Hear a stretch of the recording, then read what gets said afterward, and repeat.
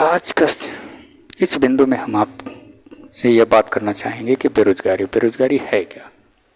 बेरोजगारी वह चीज़ है, जैसे मेरे पास 10 बिंदुओं में निकल कर आया है सामने बात। जैसे या तो पहले लोग को डिसाइड ये नहीं होती है, पहले बिंदु की बात करें तो, कि वो नौकरी करें या व्यापार करें।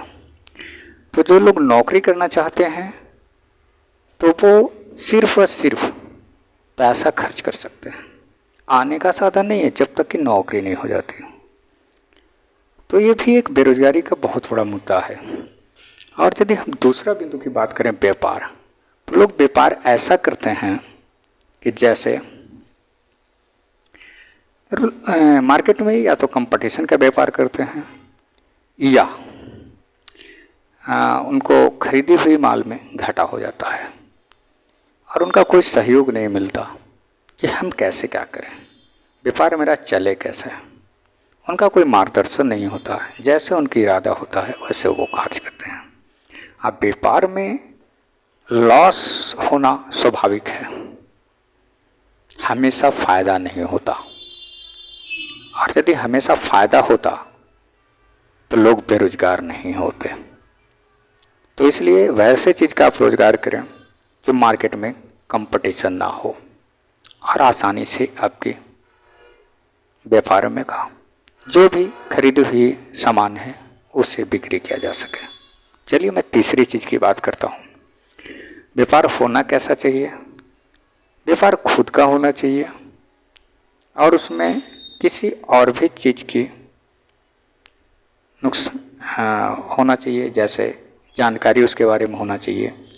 अब समय समय पर प्रशिक्षण होनी चाहिए ताकि उस चीज़ के बारे में जिसका व्यापार कर रहे हों आप उसको अच्छी तरीक़ा से जान सकें। लोग की आवश्यकताएं उस चीज़ को है या नहीं है, उसकी गुण क्या है, कितने समय तक हम रख सकते हैं और कितना हम उसको अच्छे से अच्छे तरीके से लोगों को दे सकते हैं और कितना समय में ये खराब हो सकता है। ये सारी जानकारी आपकी खुद की व्यापार में होना होगा और प्राप्त करना होगा, जहाँ से भी प्राप्त करें, जैसे भी प्राप्त करें।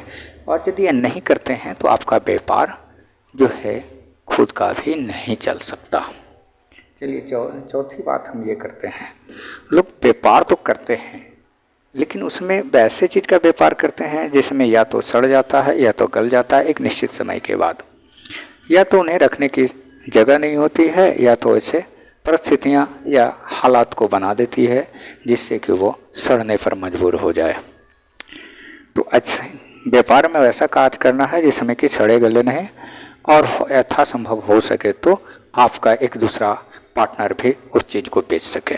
जैसे मैं यहाँ पे हूँ, अपना व्यापार तो शुरू कर दिया हूँ लेकिन हमारे पास वो चीज़ है और हम बिक्री नहीं कर सकते हैं, हमसे बिक्री नहीं हो सकता है, तो चाहें तो हम किसी और के माध्यम से बिक्री करवा सकते हैं। कहने का मतलब ये है कि आप डिपेंडेंट यदि हैं, खुद की बिजनेस कर रहे हैं लेकिन आपका सहयोगी कोई और हो जो कि आपको मदद करते रहे। चलिए पांचवा बिंदु बात करते हैं आवश्यकता। वैसे चीज़ का आप व्यापार करें जो आपको मालूम होना चाहिए कि सामने वाले व्यक्ति को क्या चीज़ की आवश्यकता है, और आवश्यकता वैसे चीज़ की होनी चाहिए जो उसको हमेशा मालूम हो कि इसके बिना हम जी नहीं सकते।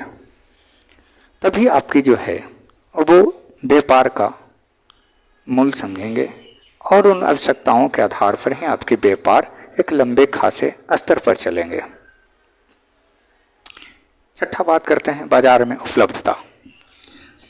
पैसे है 99% मार्केट में जो भी चीज़ का व्यापार किया जा रहा है वो उपलब्ध है, लेकिन आपको कुछ ऐसे व्यापार करना है जिसमें बाजार में उपलब्धता तो हो लेकिन बिना आपके मार्गदर्शन का ना हो। ठीक है, वैसे कहने का मतलब है कि आप वैसे चीज़ का व्यापार करें जिसमें आपकी सेवा या आपके द्वारा ही दिया जा सके। मार्केट में हर किसी के पास ये चीज़ ना हो, और ना होने से ये होगा कि ना तो आपको कहीं कोई टकराव होगा, ना ही कहीं जो है आपका कंपटीशन होगा, नहीं आपको जो है किसी से डर होगा, न ही सड़ने गलने की जो है बात आएगी, और हमेशा आपको आसानी से उपलब्ध होता रहे। आप चाहें तो बाज़ार को उपलब्ध कराता रहें। यानी कहने का मतलब है कि हम रिटेलर भी हों तो भी हम चला सकें, हम रिटेलर के साथ अपनी डिस्ट्रीब्यूटर भी चला सकें, हो सके तो हम खुद की जो है उपयोगिता भी कर सकते हैं। तो ऐसे ही बाज़ार का उपलब्धता होनी चाहिए, आसानी से आप तक मिल जाए और आप दे सकें लोगों को। ठीक है, बात करते हैं आय का। तो आय आपके द्वारा तय किया जाना चाहिए कि जिस बिजनेस को हम कर रहे हैं उस बिजनेस से कितना आय हमको होना चाहिए। तो बिजनेस में आय जब आप तय करेंगे तभी आपको पता चलेगा कि हमको ज़रूरत कितना पैसे की है और वो बिजनेस हमको कितना दे रही है। जब ये सब आप तुलनात्मक तरीके से करेंगे तब पता चलेगा हम इस बिजनेस का मूल और मूल के अनुसार हमको उससे अर्निंग करनी है, यानी आय कमाना है। तो आज आपके परिवार में क्या खर्चा है मुझे मालूम नहीं है, लेकिन हम अपने परिवार में जो खर्च है वो मुझे मालूम है। तो जो भी बिजनेस करें वो अपने परिवार को पहले देखें कि हमारे परिवार में कितना खर्चा है और उस बिज़नेस को शुरू करें जिससे कि उनकी आय उनके हिसाब से आ सके। चलिए अब बात करते हैं एक अजूबा। तो अजूबा का मतलब ये कहने का है कि जैसे जो चीज़ आपके यहाँ अवेलेबल है या उपलब्ध है वो मार्केट में उपलब्ध नहीं होना चाहिए, आपके द्वारा ही जाना चाहिए। ये एक अजूबा है मार्केट का। और जब मार्केट में आ ही जाएगी तो फिर आप अजूबा कैसे रह गए। हमेशा हर इंसान आपको खोजे और जो चीज़ आप दे रहे हैं लोगों को अजूबा महसूस होनी चाहिए। और यदि अजूबा महसूस नहीं होता है तो एक बार तो आप दे देंगे, दोबारा नहीं दे पाएंगे, यानी आपके पास से जो है ग्राहक टूटने लगेगा।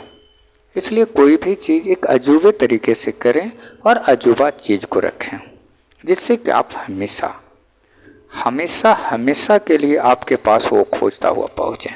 ये अजूबा होता है। 9वां जो है हमारा बिंदु ये है